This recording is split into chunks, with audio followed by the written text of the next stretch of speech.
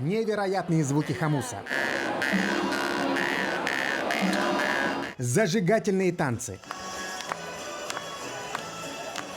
Виртуальные игры для детей. Казалось бы, где здесь медицина? А выясняется, она во всем. Вибрации варгана успокаивают и снимают головную боль. VR-очки помогают в становлении на пути к правильному питанию. Ну а танцы – это сама жизнь.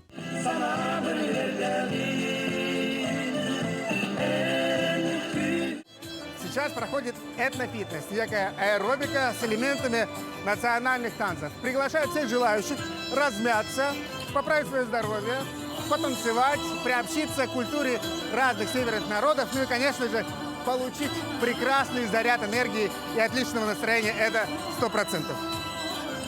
Танцы – это, во-первых, эмоции, да, это общение. У меня центр занимается женщинами предпенсионного и пенсионного возраста. Вот для них вот развивается память, движение – это жизнь, да, и вообще общение, эмоции. На неделю здоровья, которая проходит на выставке «Россия», из Якутии приехали специалисты 7 самых крупных республиканских учреждений системы здравоохранения и компании «Сайбирия». Все они представили свои уникальные разработки. Сразу несколько направлений презентовал Национальный центр медицины. На сегодняшней экспозиции наш центр представлен кардиососудистым центром и медико-генетическим центром.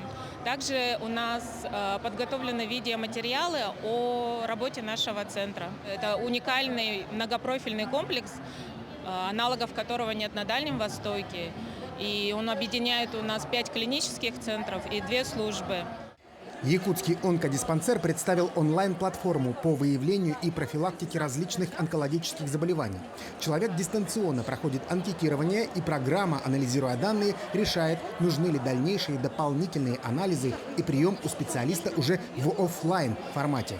Эта программа уникальная. Такой программы в Российской Федерации на сегодняшний день нет. Прошли анкетирование более 20 тысяч жителей Республики Саха-Якутия, и у 46 жителей выявлено злокачественное образование, и причем на 56% это на ранней стадии. Да?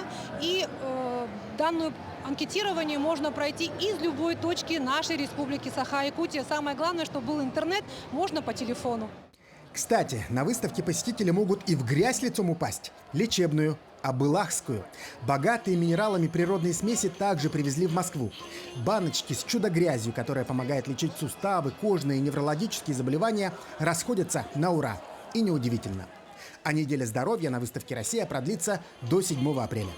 Максим Кардозу, Григорий Николаев, Москва.